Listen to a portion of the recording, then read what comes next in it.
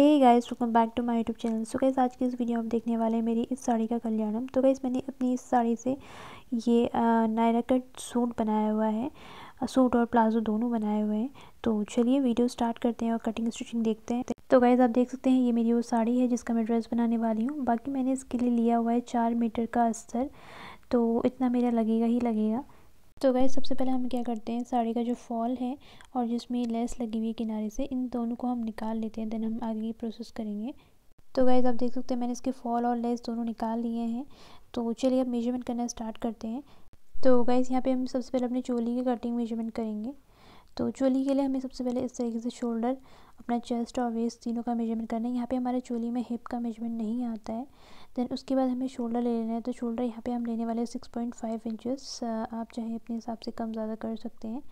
तो गाइस, ऊपर हमने अपने शोल्डर लिए हुए हैं 6.5 इंचेस। तो यहाँ आधा इंच हम कम करते हुए 6 इंच पे मार्क करेंगे और उसको इस तरीके से मिला लेंगे। और उसके बाद गाइस, हमें अपनी चेस्ट का मेजरमेंट करना है। तो आपकी चेस्ट का जो भी मेजरमेंट है उसका आप 4 पार्ट यहाँ पे लगाएंगे। सपोज़ करिए आपका चेस्ट का मेजरमेंट 40 है, तो यहाँ पे आप उसका 4 से डिवाइड करके उसको लगाएंगे 10 पर। तो मेरा जो भी मेजरमेंट है मैंने उसके हिसाब से उसको लगा लिया है। उसके बाद हमें अपने वेस्ट का मेजरमेंट लगाना है। तो उसका मेजरमेंट भी सेम ही है। जो भी आपका मेजरमेंट है उसका 4 पार्ट करके यहाँ पे लगा लीजिएगा। तो गाइस, मेजरमेंट करने के बाद हमें सिंपली इस तरीके से इसको मिला लेना है और 1 इंच हमें एक्स्ट्रा मार्जिन के लिए भी रख लेना है। तो गाइस, मेजरमेंट हो चुका है हमारे चोली पार्ट में। जल्दी से इसकी हम कटिंग कर लेते हैं।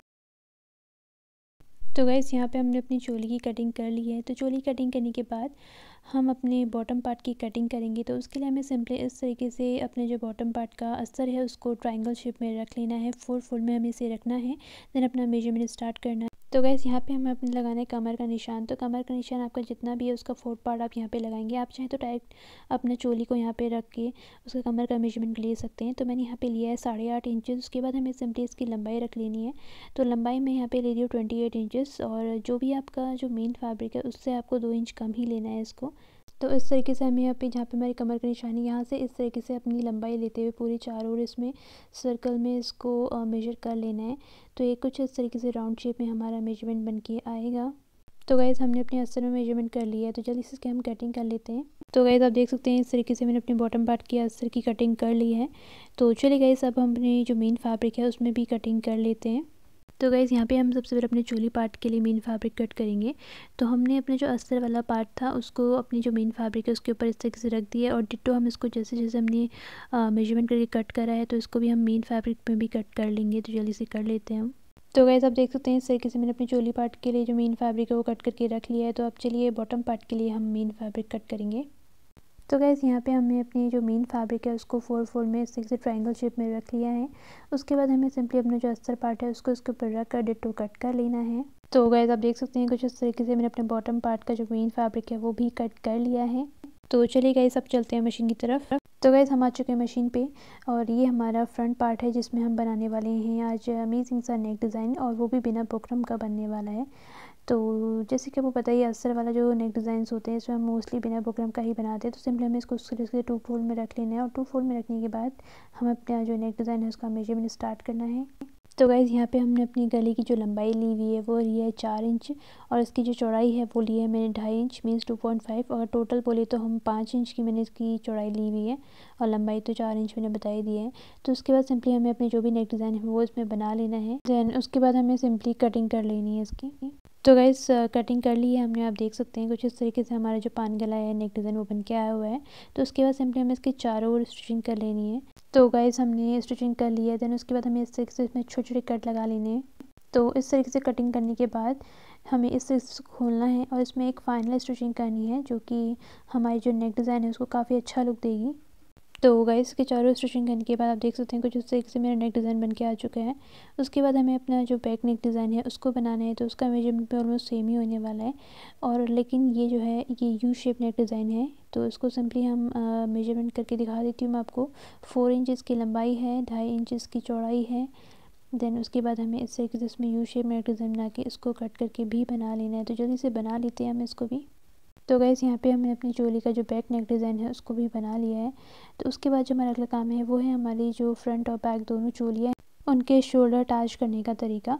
तो गाइस शोल्डर अटैच करने का तरीका मैंने आपको कई बार बताया हुआ है और कई वीडियोस मैंने शॉर्ट्स में भी अपलोड करी हुई है, अगर आप देखना चाहते हो तो देख सकते हैं। तो देखिए गाइस सिंपली एक तो हम ऐसे डायरेक्ट ज्वाइन कर देते हैं, तो ऐसे नहीं करना है आपको। इस तरीके से अपने जो फ्रंट और बैक दोनों चोलियों के पार्ट हैं, उनके शोल्डर के पार्ट इनको खोलना है एंड देन खोलने के बाद हमें इसमें स्टिचिंग लगानी है। तो देखिए करते हैं हम इसमें स्टिचिंग। तो गाइस आप देख सकते हैं स्टिचिंग कर ली है मैंने, और स्टिचिंग करने के बाद देखिए मैं आपको दिखाती हूँ शोल्डर कितने फिनिशिंग के साथ रेडी होके आते हैं। ये देखिए, तो कुछ इस तरीके से हमारे जो शोल्डर है, इस तरीके से स्टिचिंग करने के बाद कुछ मार्केट वाला लुक आता है इनका हमारे शोल्डर का। तो ये जो स्टिचिंग है सबसे बेस्ट वे है शोल्डर अटैच करने का, इससे कभी आपके शोल्डर इन फ्यूचर नहीं खोलेंगे। तो देखिए गाइस इस तरीके से हम दूसरे वाले शोल्डर को भी अटैच कर लेते हैं। तो गाइस यहाँ पे आप देख सकते हैं मैंने अपनी चोली के दोनों शोल्डर को अटैच कर लिए हैं बिल्कुल फिनिशिंग के साथ, बिल्कुल मार्केट वाला लुक आ रहा है इसका। तो गाइस उसके बाद जो नेक्स्ट काम है हमारा वो ये है कि हम इसके साइड वाले पोर्शन को भी स्ट्रेच करें। तो जल्दी से इसके साइड वाले पोर्शन भी हम स्ट्रेच कर लेते हैं। तो गाइस यहाँ पे हमने अपना जो चोली पार्ट है वो पूरा रेडी कर लिया है। उसके बाद अब जो हमारी बारी है वो हमारी बॉटम पार्ट को रेडी करने की। तो गाइस देखिए बॉटम पार्ट का हमारा मेन फैब्रिक और अस्तर फैब्रिक ये है, और इसके 4 पार्ट हैं, 2 फ्रंट के 2 बैक के, अलग अलग पार्ट है क्योंकि ये नायरा कट कुर्ती है। तो गाइस इसमें सबसे पहले हमें इसकी जो साइड वाले पोर्शंस हैं ना, इसकी जो स्लिट्स हैं उनको स्ट्रेच करना है अलग अलग। तो चलिए गाइस पहले फ्रंट और बैक के स्लिट्स को हम स्ट्रेच करते हैं। तो देख सकते हैं गाइस ये हमारा पहले अस्तर वाला पार्ट है, इसको हम इस तरीके से स्ट्रेच करेंगे। इसकी जो स्लिट्स हैं तो इसमें हम पहले स्टिचिंग करते हैं, और सेम इसी तरीके से हम मेन फैब्रिक में भी करेंगे। तो गाइस यहाँ पे मैंने अपनी अस्तर और जो मेन फैब्रिक है उसके दोनों के स्लिट्स में स्टिचिंग कर ली है, ये देख सकते हैं आप। तो गाइस यहाँ पे हमें अब अपनी स्लीव्स के लिए कटिंग करनी है। तो गाइस स्लीव्स के लिए मैंने अच्छा खासा यहाँ पे 1 मीटर का फैब्रिक लिया हुआ है, क्योंकि मुझे लेंथ वाइज काफ़ी अच्छा खासा लेंथ चाहिए अपनी स्लीव्स का। तो गाइस सबसे पहले हम अपने आर्म होल के लिए निशान लगाएंगे।